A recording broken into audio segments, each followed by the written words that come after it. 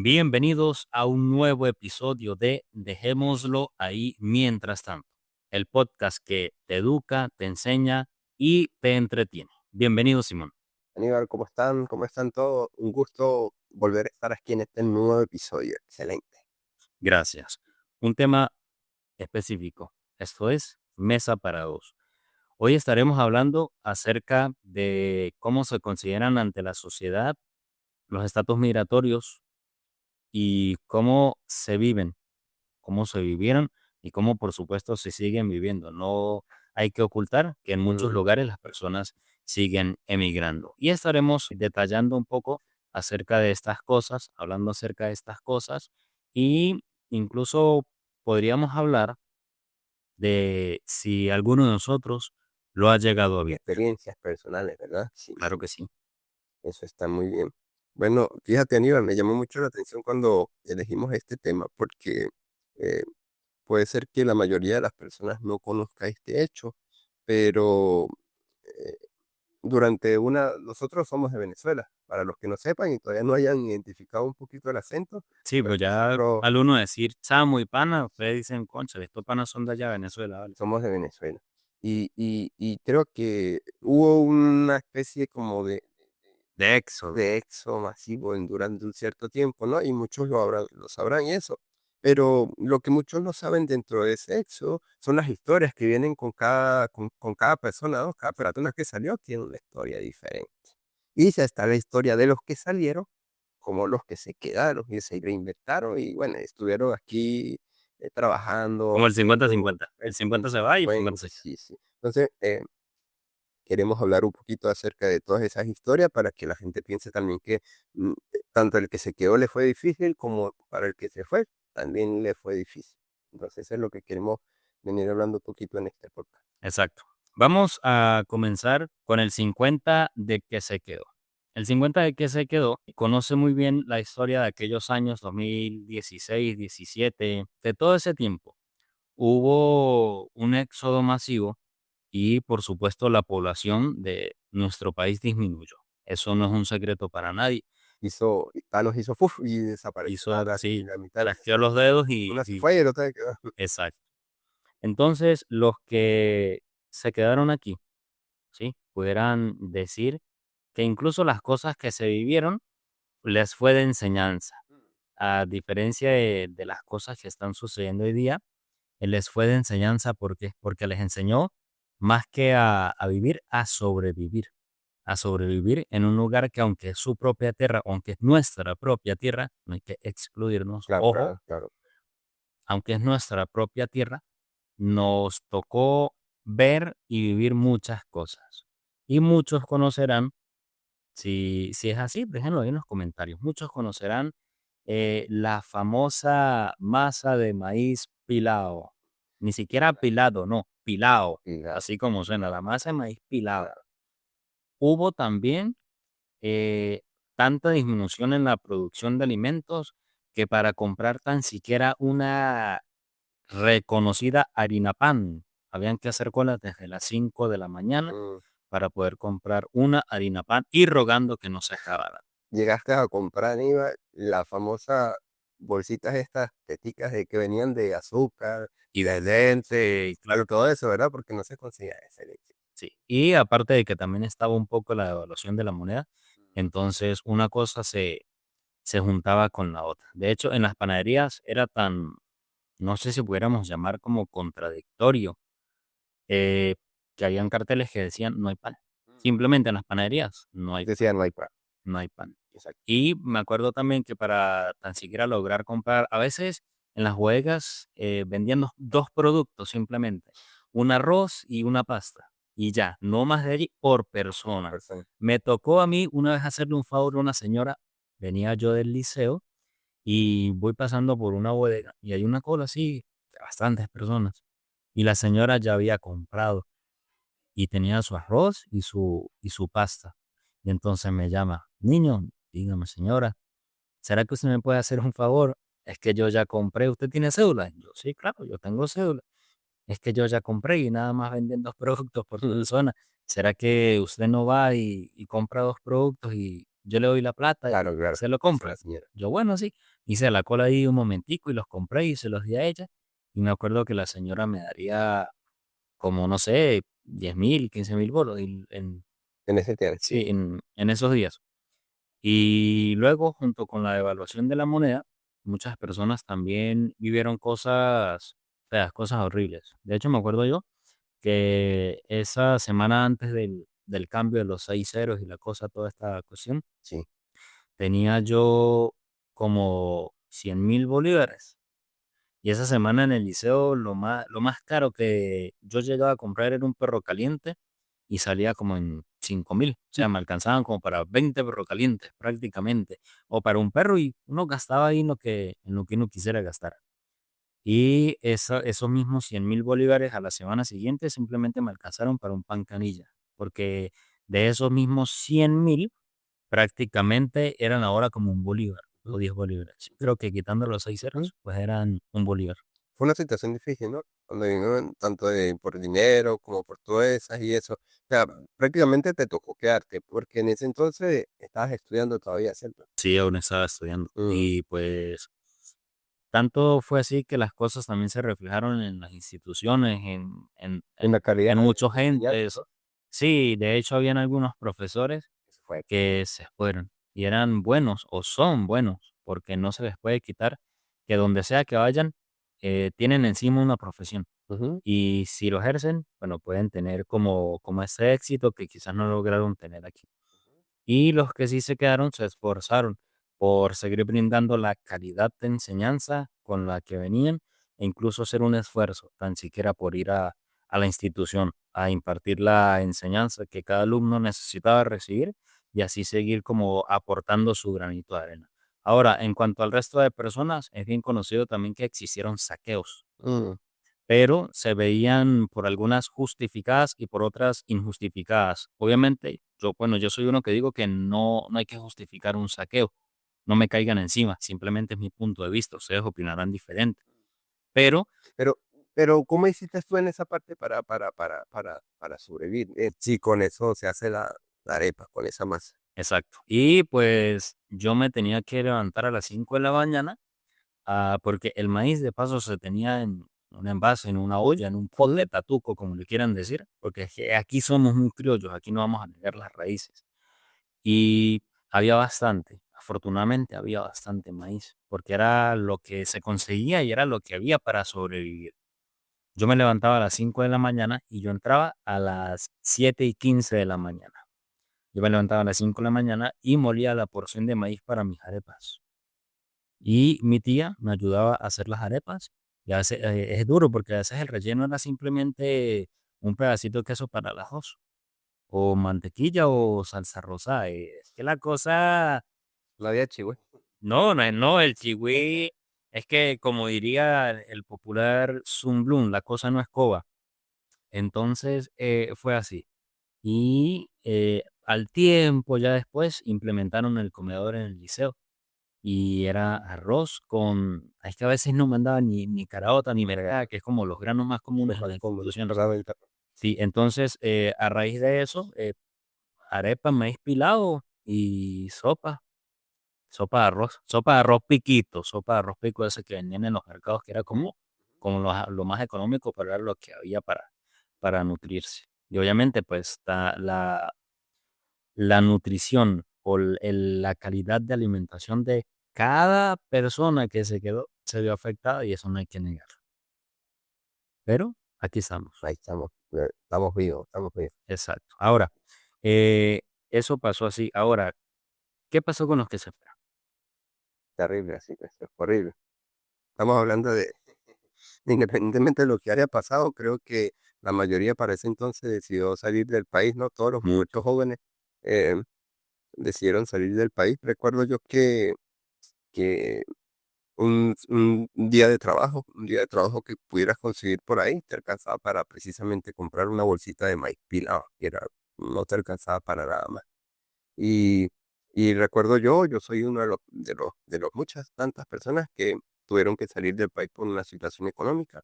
Y no nos encontrábamos como en las mejores condiciones, ¿no? Porque a muchos no teníamos cédula, los sistemas de identificación del país no estaban dando Ah, ahí no, la dime, sí, cédula.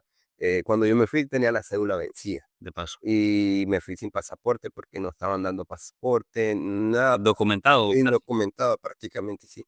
Entonces nos fuimos, pasamos la frontera hasta Cúcuta difícilmente porque no estaban dejando pasar mucho a los venezolanos para ese entonces.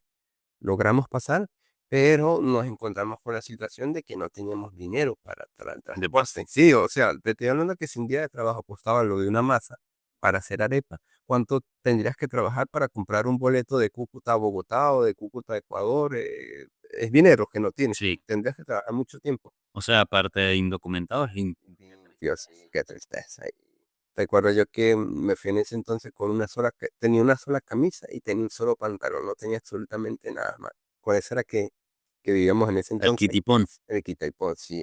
Si ustedes si querían lavar la camisa, tenía que estar sin camisa un rato mientras se Loco, secaba. yo me acuerdo un meme de eso, de unos chamos que también son así creadores de contenido, que pues, subió la foto como 5 veces, con la misma camisa, pero le cambió el color con Photoshop. Qué locura. Sigan. Algo así, pero lo tenía para lo del Photoshop de tu entonces, sí, sí, sí. Y bueno, y a medida que tú vas caminando, tú te vas encontrando con personas como que tienen el mismo deseo de llegar a ciertos lugares y vas haciendo grupos, vas hablando con gente, mira, ¿para dónde vas tú? Ah, yo voy para tal lado, ah, yo voy", y te vas juntando con esas personas. Claro, porque tiene el mismo deseo de Sí, de mejorar su llegar, calidad de vida, sí. claro está. Y primero te haces compañía con esas personas, porque caminar no es nada fácil y solo menos todavía. Sí, no, y es muy difícil caminar para los que no tienen Sí, dinero. Eso eso sí, no, más difícil lo que están, sí, claro que puedo. Y es más difícil la seguridad, el tema de la seguridad también, porque si no tienes dinero, ¿dónde vas a dormir? Entonces necesitas tener un grupo grande para que te apoye ahí en... Aníbal todavía se está riendo por las piernas. Queda todavía ahí para... Esos grupos te ayudan a cuidarte.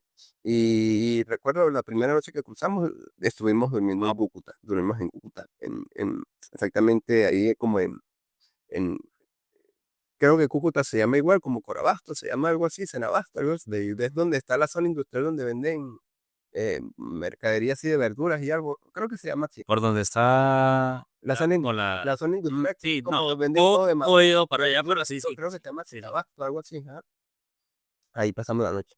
Y al otro día salimos, fuimos mucha gente, y caminando, caminando, caminando, tuvimos que caminar como de Cúcuta, los que conocen un poco Cúcuta, hasta donde estuvimos caminando, hasta Bucaramanga, una parte, hasta arriba, hasta una parte que se llama el Páramo de Berlín. Estuvimos ahí en esa zona caminando, en una zona que hace mucho frío, y contamos con mucha gente, gente que de repente nos daba una colita de unos cuantos kilómetros, gente que paseaba y Le nos daba, echaron la mano, pues. sí, nos daban dinero, nos daba comida, gente que estuvo muy atenta, pero en ese sentido ya iban como preparados, ¿no? A veces se paraban carros y con bolsas así de panes ya preparados y se lo daban a uno. Bueno, ¿eh? Y claro, uno sin la malicia, ¿no? Porque barro con malicia uno diría, bueno, ahora como está el mundo uno pensaría, ¿y qué le habrán echado, verdad? De repente. Pero para ese entonces no, porque no había pasado muchas cosas con nosotros. Apenas estaba como el boom De que haya, de los apenas están viajeros, sí, emigrando, sí. sí, sí. Entonces nadie le tenía como ese rencor así ni nada. Y llegamos, yo en particular yo iba para Bogotá, llegué hasta Bucaramanga y el grupo con el que yo iba, el grupo con el que yo iba para, para, para Ecuador. Pero el que llegue a Bucaramanga, para ir a Ecuador le sale mucho más barato, dice por Medellín y Cali, que dice por la vía de Bogotá. Entonces, sucede que ahí nos separamos. Éramos 12, los 11 se fueron por Medellín y yo me quedé solamente en Bucaramanga. Qué tristeza. Sí, tipo, imagínate tú una ciudad solo, sin dinero, 5 de la tarde. Tú llegas así, ¿dónde voy a pasar la Claro, noche? 5 de la tarde ya, 5 de la de tarde, aquí. a 6 de la tarde, aquí ya está oscureciendo, tú sin dinero, una ciudad que no conoces por primera vez. El propio migrante, Por migrantes, sí. como dice la canción, el Y, migrante latino. y sí que si me sentía mal, sí me sentí un poquito triste, pero no tanto como para devolverme, porque sabía que no tenía nada para devolverme. Era llegar porque tenía que llegar. Sí, hay un dicho que bien reza que si se monta en el burro hay que arrear. Hay que habría algo así. Si ya uno está ahí, yo vi mucha gente que estaban en las vías y se regresaron, en verdad. Yo no, bueno, como te digo, no tenía nada que perder ni para devolverme ni nada. Y, Y recuerdo que me puse a caminar como desde esa hora, a las 5 de la tarde, dirección hacia Bogotá, la vía hacia Bogotá, y vine a descansar como a las 12 de la noche. Caminé casi 8 horas. Prácticamente lo que se recomienda dormir. O sea, mientras una persona está durmiendo, Sí, si uno estaba caminando. sí, a las 7 horas, caminé 7 horas, 8 horas, y me encontré una muchacha que me ayudó, una muchacha que vendía perros calientes en la calle, me dijo, mira, cómete un perro, me brindó el perro, otra señora me Cónchale, brindó saludos a la otro, muchacha. no, eso es mucho, mucho ayuda. Y después de ahí, caminé me levanté temprano el otro día, temprano en la mañana, pasaron varias cosas, pero eso las podemos contar en otra historia, porque Ujú. si no, no nos Es da más, tiempo. eso lo vamos a subir a Shorts para que se les haga más rapidito ahí y ustedes, bueno, Sí, ahí sí, bueno, lo buscan. No nos da tiempo mucho. En ese entonces la policía si te veía en la calle te agarraba y te deportaban otra vez hasta Cúcuta, te hacían pasar el puente. Entonces había el problema de que si te encontraban en la calle, te agarrara migración. Entonces fue difícil. Y entre todas las cosas que pasaron, llegamos a un puesto donde salían gandolas, tractomulas, tractomulas, para el colombiano, si nos escucha la gente de Colombia, que iban hasta trocas. cerca iban para Cotas y Cotas, queda cerca, más cerca de Bogotá, que lo que quisieran. Y agarramos y nos fuimos de mulas. Y así fue como yo llegué en una mula, una tractomula, hasta, hasta Bogotá. Y ese viaje, si mal no recuerdo, creo que lo hice en 3 días, 4 días me eché. Sí, Sí, y llegué tempranito en Bogotá. Yo a las 4 de la mañana estaba llegando allá a la casa. el tío no quiso recorrer el mundo como en 90 días y Simón llegó a... Yo llegué en 4 días, estaba todo. Claro, llegué cansado porque te estoy hablando de que llegué con una sola ropa, ella una sola ropa, un solo par de zapatos. Sí, claro. ¿No? Y Y a diferencia de que el Cano iba a formar, usted iba por tierra. vida por tierra, sí, sí, sí. Entonces, esa fue un poquito de las cosas que estamos viendo ahorita con el tema de lo de la migración, muchas historias que desconocemos, ¿no? Así como yo lo hice, hay otras historias mucho más avanzadas, ¿verdad? De repente, si llegamos a conocer a alguien que pasó, se fue por el Ariel Por el... y lo deportaron y nos quiere contar su historia, lo puede hacer por los comentarios también. Nos gustaría escuchar en los comentarios cómo fue su viaje hasta Estados Unidos, qué fue su situación. Y y bueno, eso es un poquito de lo que estamos hablando en esta sección, Mesa para dos, ¿no? Que no queremos que sea una sección tan alargada de horas, de 45, de 55 minutos, 60 minutos. Queremos que sea algo corto, pero que se entretengan un poquito con su historia y que nos vayan conociendo mejor a nosotros dos. Sí, y de hecho, pues queremos también como llegar a su propio pensamiento, ¿no? Y de repente ustedes dirán, cónchale, sí, yo ahorita no soy en mi país y estos pelados están hablando de eso y yo me identifico y tal. Pero pues queremos o queríamos hablar acerca de eso porque es algo que era lo común, ¿no? Y de hecho sigue siendo común, pero en menor cantidad. Mm, Y ya he conocido que las personas que se van ya buscan como una manera más legal para irse y establecerse, sí, para irse y establecerse y de esta manera poder ejercer algo algo. en donde lleguen. Así que si se sintieron identificados o estas características las vivieron, las pasaron, pues bueno, coméntenos también ahí y cuéntenos su propia experiencia. Así que no lo hicimos para juzgar ni para reprochar, sino simplemente son recuerdos, son cosas que pasaron y no se pueden negar. Tampoco queremos hablar como que lo tomen como de política, no hablamos de política ni tampoco vamos a hablar aquí, solamente fue una situación que pasó. Exacto, del 50 y 50. 50 que se quedaron y 50 que se fueron y también están los 50 Joselito. Así que en pocas palabras, queríamos conversar de ese tema hoy. Muchísimas gracias a todas aquellas personas que nos escucharon, que nos dieron la debida atención. Sigan al día, por favor. Comenten qué les pareció, qué pudieron aprender, Mm, o incluso pudieran comentar qué términos venezolanos son los más comunes que ustedes pudieron compartir al momento de llegar a donde se establecieron. Que ustedes llegaron al extranjero y dijeron, no, esta palabra es diferente allá y así, y así. Así que, de verdad, muchísimas gracias por la atención y esperamos que puedan seguir compartir avanzando en su vida, claro que sí. Y si ahora están establecidos fuera del país, de verdad, desde aquí les deseamos lo mejor, que sigan teniendo éxito y bueno, que la pasen bien. y gracias, gracias. Gracias, Aníbal, por contar tu historia, por por permitirme contar nuestras historias, la historia de todos nuestros suscriptores. Y como siempre pedirle pues que se suscriban al canal y si lo pueden compartir con sus amigos, las demás personas, nos ayudan un montón. Así que muchas gracias, estamos atentos. Así es. Y eso es, dejémoslo ahí mientras tanto.